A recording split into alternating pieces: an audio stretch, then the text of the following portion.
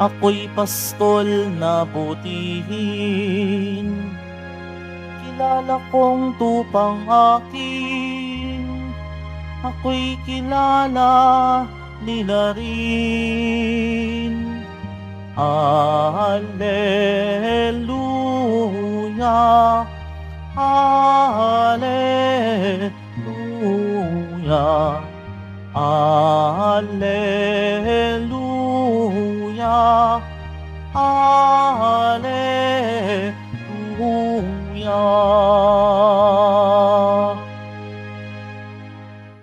Sumainyo ang Panginoon. At sumayo rin. Ang mabuting balita ng Panginoon ayon kay San Mateo. Papuri sa iyo, Panginoon. Noong panahong yun, dinala kay Jesus ang isang piping inaalihan ng demonyo. Pinalayas ni Jesus ang demonyo at nakapagsalita ang pipi. Namangha ang mga tao at sinabi nila, kailan may walang nakitang katulad nito sa Israel. Datapot sinabi ng mga Pariseyo, ang prinsipe ng mga demonyo ang nagbigay sa kanya ng kapangyarihang magpalayas ng mga demonyo. Nilibot ni Jesus ang mga bayan at nayon at nagturo sa mga sinagoga. Ipinangaral niya ang mabuting balita tungkol sa paghahari ng Diyos at pinagaling ang mga may sakit, anuman ang kanilang karamdaman. Nang makita niya ang napakaraming tao, nahabag siya sa kanila sapagkat sila'y lito at lupaypay, parang mga tupang walang pastol. Kaya't sinabi niya sa kanyang mga alagad, sagana ang anihin, ngunit kakaunti ang mag-aani.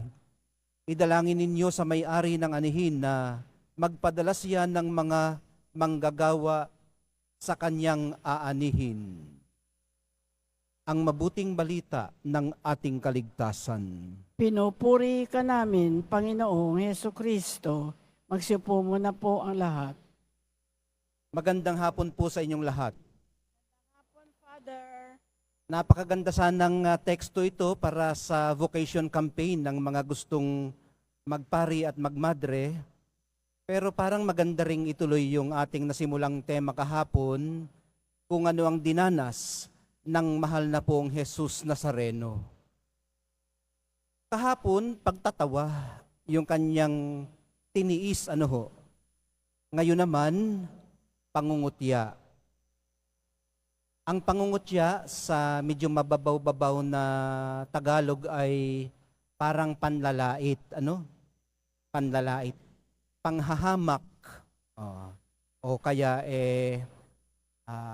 pagtatawa na rin, pero may layon na talagang ibaba ang pagkatao ng pinagtatawanan. Pwedeng mangutya nang hindi nagtatawa.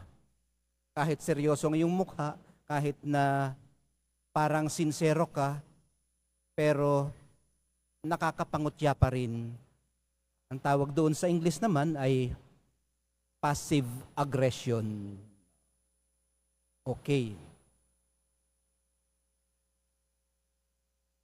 So, yung mga Pariseyo, kinutya siya, Yung maraming tao ay namangha.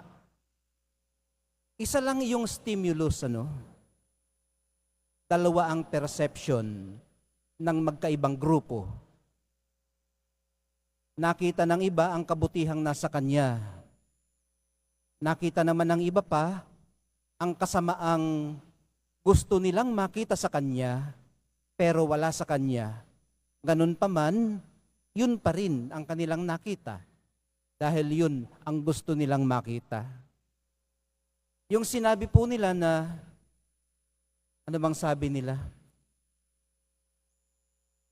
Ang prinsipe ng mga demonyo ang nagbigay sa kanya ng kapangyarihang magpalayas ng mga demonyo ay pagpapabulaan sa kung sino siya. Yun, ibig sabihin, nagsinungaling sila. Pero alam nyo mga kapatid, kaya po ng pagtugon niya kahapon sa pagtatawa sa kanya, hindi rin niya pinatulan ang pangungutya sa kanya. Ito magaan-gaan pang pangungutya. Papunta sa krus, napakarami pa niyang daranasing pangungutya. Hindi sa mga Pariseyo, kundi sa mga tao. Yung mga tao din na namangha sa kanyang ginawa. Pero alam nyo, mas pinili po niyang hindi ipagtanggol ang kanyang sarili. O gumanti kaya.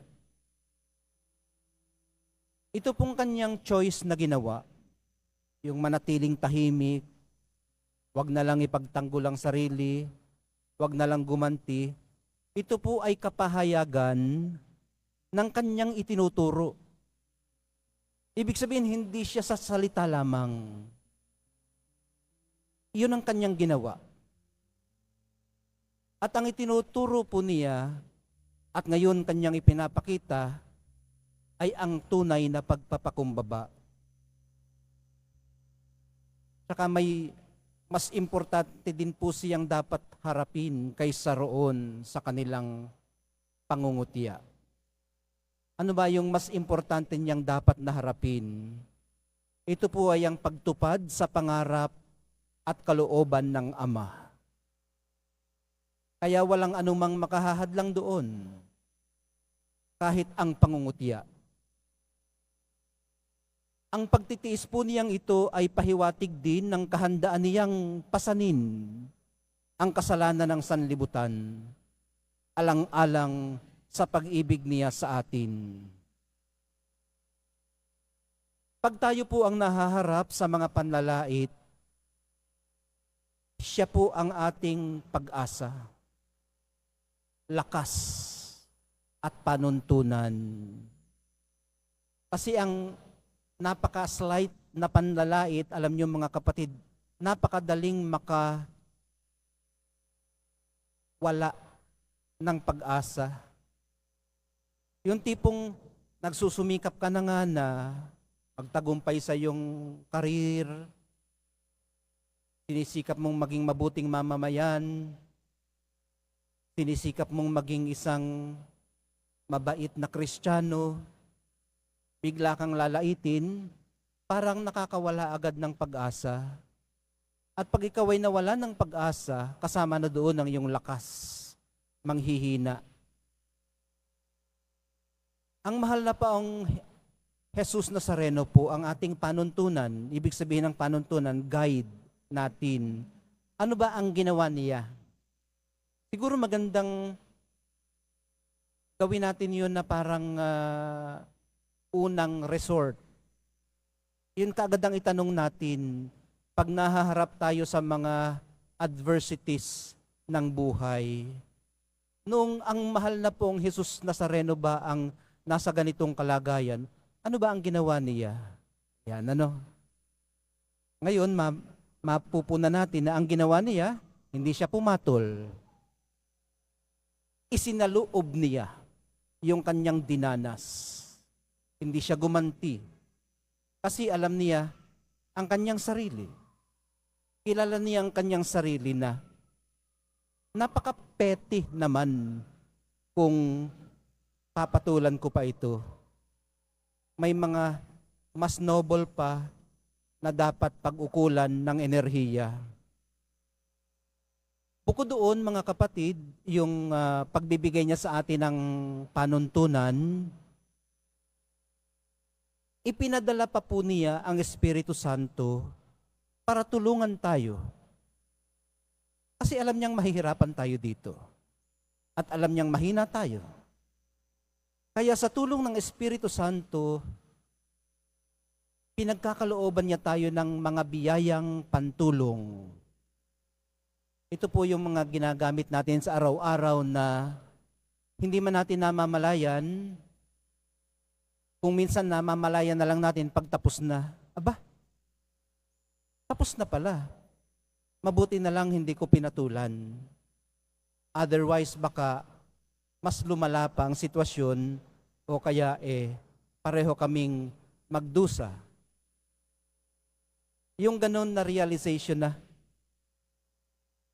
bigla na lamang mong marirealize na nakalampas ka na pala sa mahigpit na pagsubok sa buhay. Yun pala ay dahil inakay ka, pinasan ka ng Espiritu Santo para mapagtagumpayan yun. Ang banal na Eucharistia po ay matibay na pakikiisa niya sa atin sa ganitong mga karanasan. Ito po ang konkretong nagbibigay lakas sa atin, nagbibigay pag-asa. Ito rin ang nagbubuklod sa bawat isa sa atin na ganito rin ang pinagdaraanan.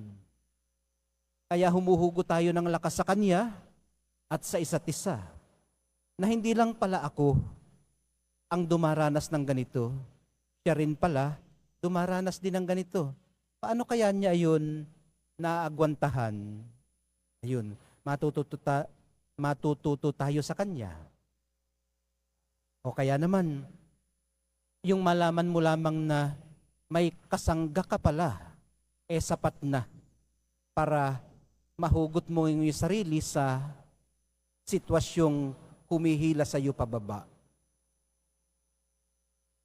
Sa misang ito, mga kapatid, maganda siguro kung makipagniig tayo ng masinsinan sa mahal na pong Jesus Nazareno. At kung inyong mamarapatin, meron ako isusulong na kapirasong panalangin. Maaari ninyong sabayan yun o kaya isaloob na i-appropriate sa inyong sarili na ito rin ang inyong panalangin.